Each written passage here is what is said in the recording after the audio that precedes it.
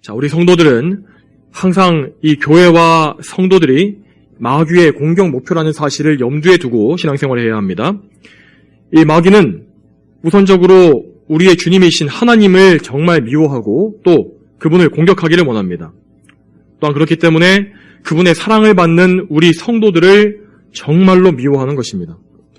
만약에 마귀에게 전능한 능력이 있었다면은 그 마귀는 분명히 성도들을 다 한꺼번에 모아서 멸망시키고 말았을 것입니다. 그러나 참으로 감사하게도 하나님께서 구원하시기로 정하신 백성들은 모두 다 하나님의 그 굳센 팔, 그분의 손 안에 있고, 그래서 마귀는 그들을 결코 하나님의 손에서 빼앗을 수가 없습니다. 분명히 마귀도 그 사실을 잘 알고 있습니다. 그렇기 때문에 그렇지만 마귀는 그 사실을 알면도 불구하고 그가 마지막에 최후의 불못에 던져지기 전까지는 결코 포기하지도 않습니다. 약한 일에 정말 열심을 내고 절대 포기하지 않는 것이 이 마귀의 속성이기 때문입니다. 그래서 마귀는 이 성도들을 파멸시킬 수는 없다 할지라도 그들을 더럽히거나 또 혹은 그들을 죄로 넘어뜨려서, 그래서 그들이 죄를 짓고 하나님의 이름을 모욕하게 만드는 그런 것들을 통해서 하나님께 영광도 좀 돌리지 못하게 만들고 그렇게 그들을 더럽히는 것입니다. 그것을 그들은 대신하는 것입니다. 자, 오늘 우리가 읽은 말씀에서도 그 사실이 또 나오고 있습니다. 31절 말씀에, 자, 시몬아 시몬아 보아라, 사탄이 밀처럼 체질하려고 너희를 요구하였으나. 자, 여기에서 이 사탄이 요구한 것이 무엇인지 한번 보시기 바랍니다. 자, 이 밀처럼 체질하려고 하는 것, 이것이 무슨 의미입니까? 이 곡식을 체질한다는 것은 곡식을 이렇게 체에 담아서 공중으로 들어 올렸다가 떨어지는 그 작업을 반복하는 것입니다. 그렇게 함으로써 이 곡식 속에 이 섞여 있는 빈 쭉정이들이 바람에 날아가도록 만드는 것입니다. 자, 즉 마귀는 제자들을 시험함으로써 예수님의 수제자였던 베드로를 포함해서 모든 제자들이 사실은 알곡이 아니라 위선자, 쭉정이라는 것을 드러내려고 하나님께 요구했다는 것입니다. 하나님께서 그렇게 사랑하신다 말하는 이 제자들, 또 예수님께서 수제자가 말씀하시는 베드로, 어디 한번 봅시다. 이런 말을 한 것입니다. 자, 이러한 종류의 큰 시험은 단지 성도 한 사람에게 대한 것이 아니라 교회 전체를 목표로 한 것입니다, 여러분. 자, 예수님 당시에 이 신약 교회에 이런 형태의 교회는 없었지만 예수님과 그 예수님을 따르는 제자들의 모임, 그것이 바로 그때의 교회가 아니었습니까? 자, 그런데 마귀는 분명히 너희들을 요구했다라고 말씀하십니다. 한 명이 아니라 전체를 말하는 것입니다. 자, 여러분, 마귀는 이처럼 교회를 시험합니다. 이때에만 교회를 시험했던 것이 아니라 역사 속에서 그 하수인들을 통해서 마귀는 계속해서 끊임없이 교회를 대적하고 무너뜨리려고 항상 획책하고 있습니다. 오늘날에도 그런 일들이 계속 벌어지고 있습니다. 그러므로 오늘도 그리고 앞으로도 우리가 속한 이 교회 역시 이 악한 마귀의 정말 불과 같은 그 공격에 시달릴 수밖에 없다는 것입니다. 그러므로 우리가 정말 하나님 앞에서 참된 교회로서 서 있고 또 교회의 표징을 드러내는 그런 참된 교회로 서 있는 한 항상 우리는 마귀의 공격이 있을 것이라는 사실을 염두에 두고 영적으로 전투 상황, 이 전투에 대비하는 그런 군인으로서의 그런 자세에 항상 있어야 하는 것입니다. 그러나 자, 이런 영적 싸움에 대해서 우리가 반드시 알아야 할 것들이 있습니다. 다시 31절에 예수님께서 하신 말씀을 좀 다시 살펴보겠습니다. 예수님께서는 분명히 마귀가 요구했다라고 말씀하십니다. 이제 마귀가 누구를 요구했겠습니까? 누구에게 성도들을 요구했겠습니까? 당연히 그들의 주인이신, 성도들의 주인이신 하나님께 요구한 것입니다. 이처럼 마귀는 성도들을 망하게 만들기 위해서 그들을 공격하고 싶어하고 그들을 치려고 하지만 그가 하나님 몰래 뭔가 하나님의 뜻이 아닌데 자기가 마음대로 할 수는 없는 것입니다. 하나님께 요구해서 그분께서 허용하시지 않으면 마귀는 우리의 털끝 하나도 건드릴 수가 없다는 사실을 우리는 먼저 전제로 깔고 들어가야 합니다. 자, 욥기 1장을 보면 이러한 사실이 자세하게 또 나와 있습니다. 거기에서 마귀는 하나님 앞에 나와서 욥에 대해서 험담을 하며 그를 시험하기를 요청하고 있습니다. 자, 첫 번째로 나타났을 때에는 욥의 재산을 다 빼앗을 수 있도록 하나님께 허락받았고, 두 번째에는 그의 몸을 칠 수 있도록 허락을 받았습니다. 자, 여기에서 하나님께서는 분명 마귀에게 이런 것들을 허락하지 않으실 수도 있었습니다. 그렇지만 우리가 알 수 없는 어떤 이유에 의해서 하나님은 허락하셨고, 그렇게 욥을 치도록 허락하심으로써 그런 일이 벌어진 것입니다. 그러나 하나님은 그렇게 허용하시는 중에도 항상 제한을 두시는 것을 볼 수 있습니다. 자, 첫 번째 때에는 그의 몸은 건드리지 말아라고 하셨고, 두 번째 또 시험을 할 때에는 그의 목숨만은 건드리지 말도록 하여라. 그렇게 말씀하시는 것을 볼 수 있습니다. 자, 여러분, 이렇게 마귀는 우리를 시험하기 위해서 하나님께 간구합니다. 이렇게 악한 의도이긴 하지만은 심지어 마귀마저도 하나님께 일종의 기도를 올리고 있는 것입니다. 마치 우리가 하나님께 간구하듯이 마귀까지도 나아가서 하나님께 구하는 것이죠. 그리고 때때로 그 간구가 허락될 때가 있는 것입니다. 그러면 왜 하나님은 마귀의 요구를 허락하시는 것일까요? 그분께서 우리에게 진노하셔서 우리를 좀 골탕 먹어보라고, 우리에게 좀 뭔가 힘든 일을 주시는 것이 재미있으셔서 그렇게 하시는 것일까요? 그렇지 않습니다. 하나님은 언제나 선하시며 절대로 그분은 죄악된 것을 행하시지 않습니다. 그분께서 하시는 모든 일은 우리 눈에 어떻게 보이는지 간에 항상 선하시며 의로우십니다. 물론 마귀 입장에서는 전적으로 악한 목적만 가지고 성도들을 시험하고 치려고 합니다. 자, 오늘 읽은 본문에서도 마귀는 오직 이 베드로와 제자들을 파멸시키려는 목적만 가지고 하나님께 그들을 요구한 것입니다. 자, 분명 마귀는 하나님께 허락을 받았고 제자들을 분명히 시험할 것입니다. 자, 목자를 치면 양떼가 흩어질 것이다 라는 이 구약성경의 예언이 이제 곧 실현될 상황이었습니다. 자, 그러나 마귀는 성도들을 시험할 수는 있겠지만 자기가 원래 목적했던 것을 절대로 이룰 수는 없을 것입니다. 왜냐하면 하나님께서 선하신 뜻 가운데에서 모든 상황을 정확하게 다 통제하시기 때문입니다. 마귀가 어떻게 역사하는지, 그가 어떻게 시험하는지까지도 하나님은 모두 다 통제하고 계십니다. 하나님께서는 그분의 예정하심과 선하신 섭리 안에서 가장 악한 일까지도 선하게 돌리셔서 우리를 유익하게 하실 수 있는 분이십니다. 하나님께서는 그분의 사랑하는 성도들에게 일어나는 모든 일들에 대해서 합력하여 선을 이루실 수 있는 분이라고 성경에 분명히 기록되어 있는 것을 우리가 알지 않습니까?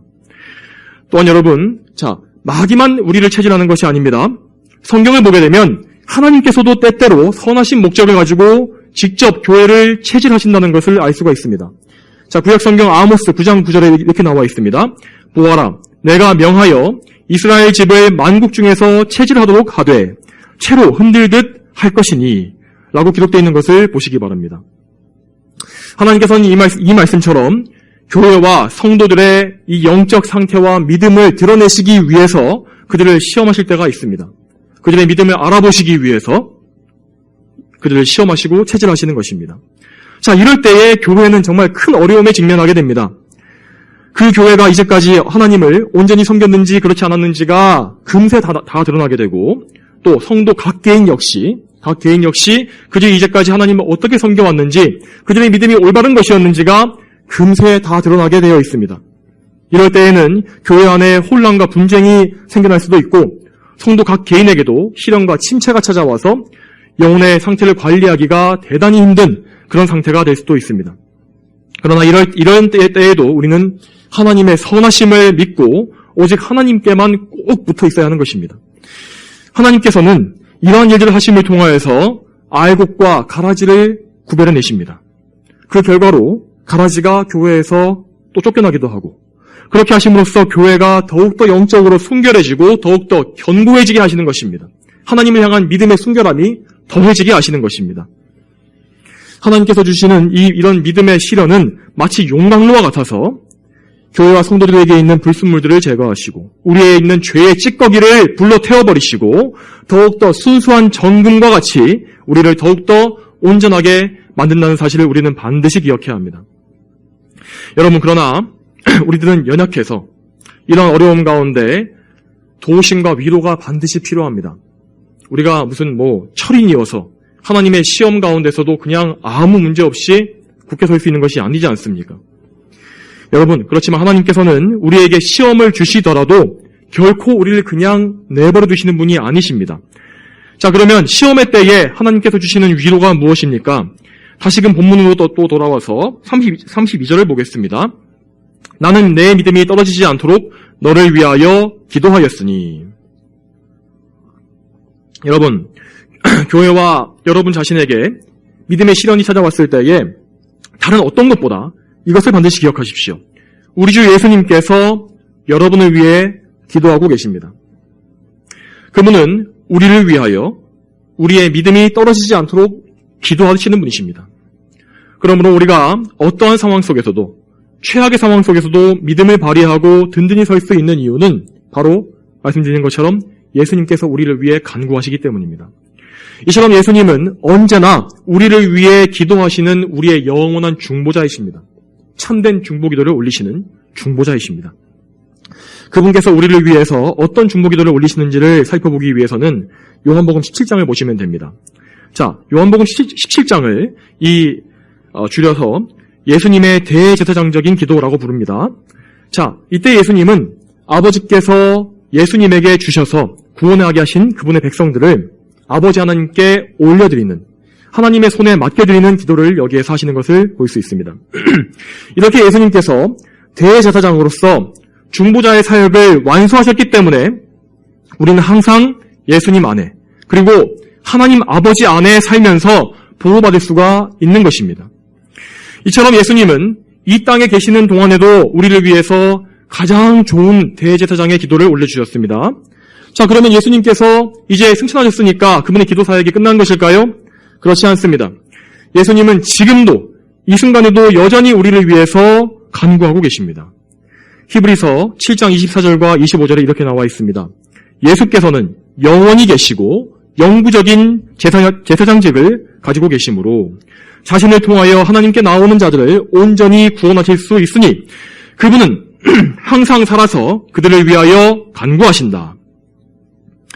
자, 여러분, 구약시대 대제사장이 그 가슴에 무엇이 있었습니까? 가슴에 이스라엘 12지파를 상징하는 그 12보석이 박혀있는 흉패가 있지 않았습니까? 그는 항상 그 각 지파의 이름이 써있는 보석이 가득 박혀있는 그 흉패를 가지고 그 이스라엘 지파를 대표하여서 하나님께 나아갔습니다. 예수님께서는 영원한 대제사장으로서 우리 모두, 우리를 그분의 가슴에 품으시고 대제사장과 같이 하나님께 나아가시는 분이십니다. 그렇게 예수님은 항상 하나님 앞에서 우리를 위해 간구하고 계십니다.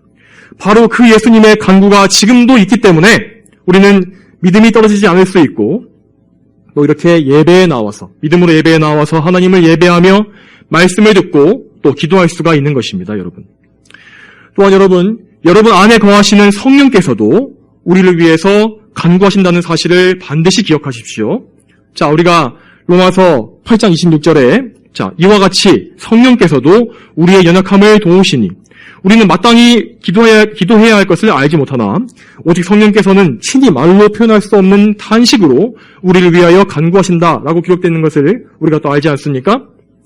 또한 성령께서는 이렇게 간구하실 뿐만 아니라 우리가 하나님의 자녀라는 이 사실, 우리가 하나님의 자녀라는 사실을 대언해 주시는 분이십니다. 우리를 위해서 증언하시는 분이십니다. 마찬가지로 로마서 8장 16절에 이렇게 나와 있습니다. 성령께서 친히 우리 영으로 더불어 우리가 하나님의 자녀인 것을 증언하신다. 여러분, 우리의 영혼만이 아니라 우리의 안에 거하시는 성령께서 우리가 정말 예수 그리스도의 보혈로 구원받은 하나님의 참된 자녀임을 증언해 주시는 것입니다. 여러분, 무엇보다 정말 중요한 사실은 거룩하신 성부 하나님께서, 우리의 아버지께서 우리를 받아주신다는 사실입니다. 만일 하나님께서 우리를 받아주실 만한 근거를 우리 자신에게서 찾으셨다면 우리는 결코 하나님 앞에 나아갈 수가 없었을 것입니다. 그러나 우리는 우리를 위해서 친히 간구하시는 예수님의 은혜, 그리고 성령님의 은혜에 힘입어서 하나님 앞에 담대히 나갈 수가 있는 것입니다. 예수 그리스도의 보혈과 그분이 이루신 의를 근거로 해서 우리는 하나님 앞에 담대히 나아가며 이렇게 큰 환난 속에서도 구원을 받게 되는 것입니다. 그러므로 여러분을 대적하는 마귀가 여러분의 영혼에 대해서 참소하고 여러분의 믿음에 대해서 시험을 걸고 넘어질지라도 항상 담대하시고 거룩하신 삼위일체 하나님의 보호하심을 의지하시기 바랍니다.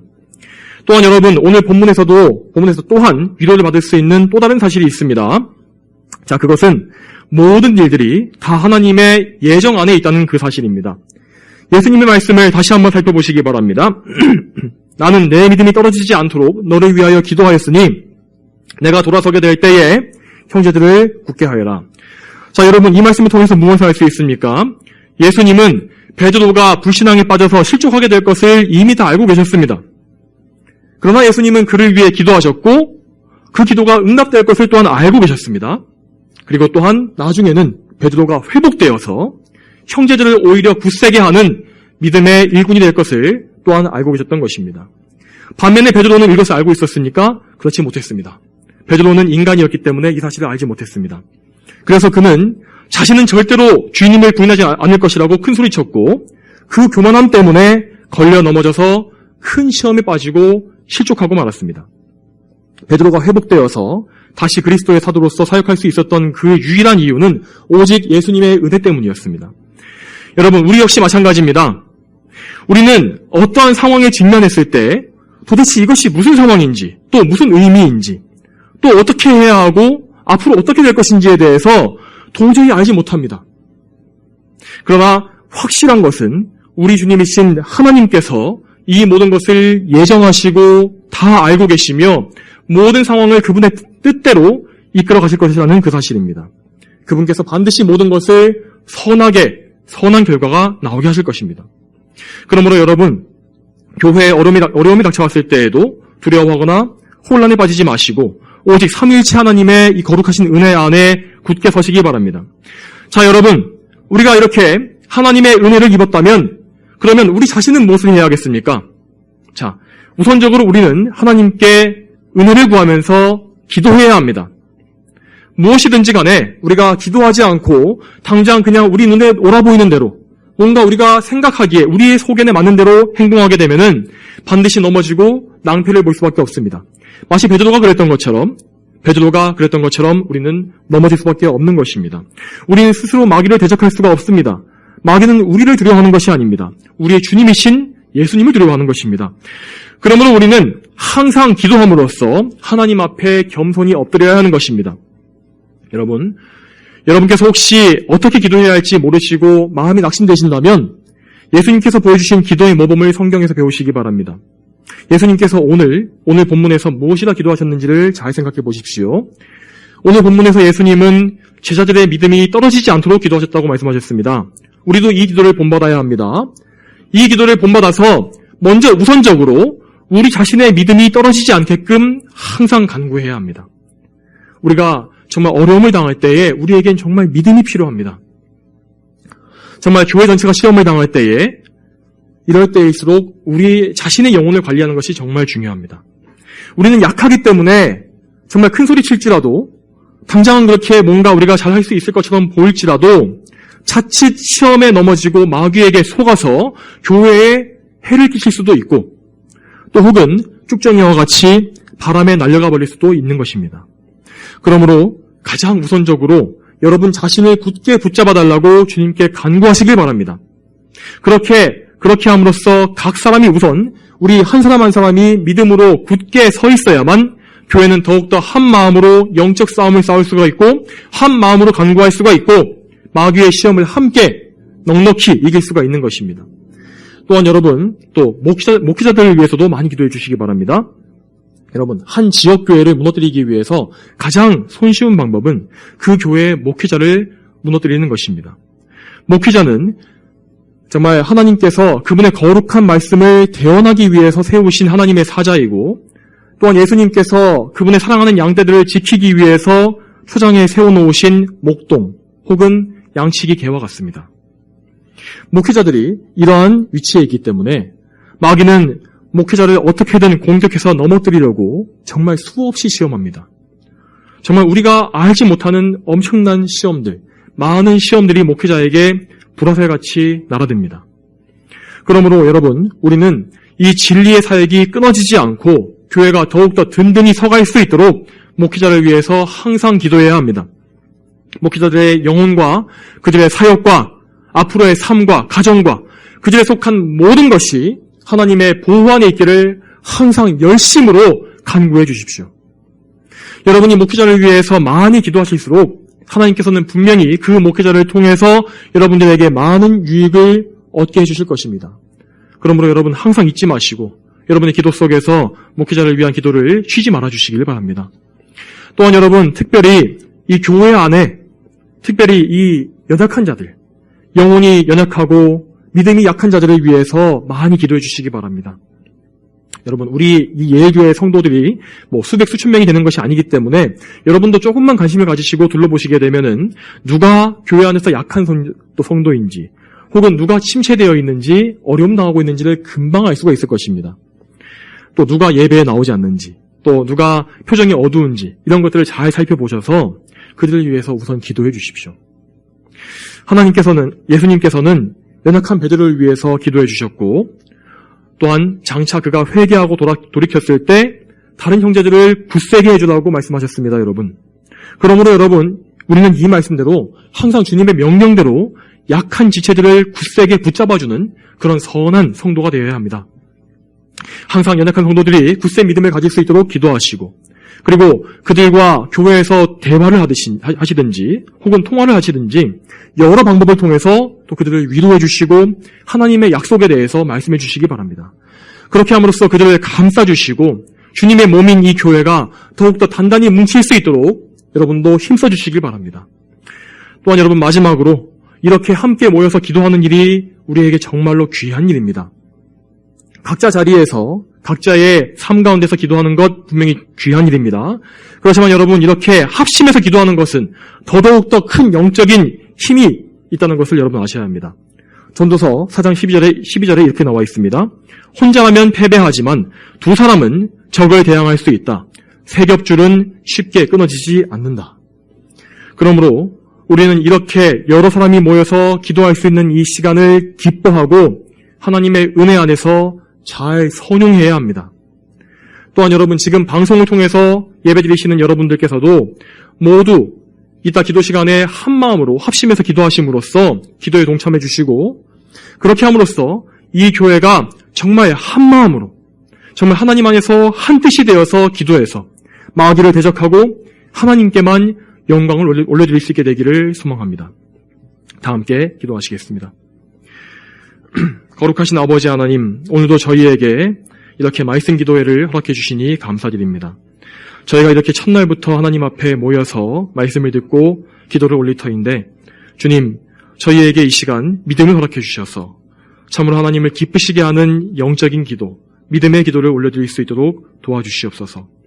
우리 주님께서 우리를 위해서 간구하신다는 그 사실을 항상 기억하게 하시고, 저희가 그 믿음을 가지고 기도할 때에 정말 저희가 이 기도에 응답받으며 또한 이 교회 역시 모든 풍파와 마귀의 시험을 이길 수 있도록 도와주시기를 소망합니다.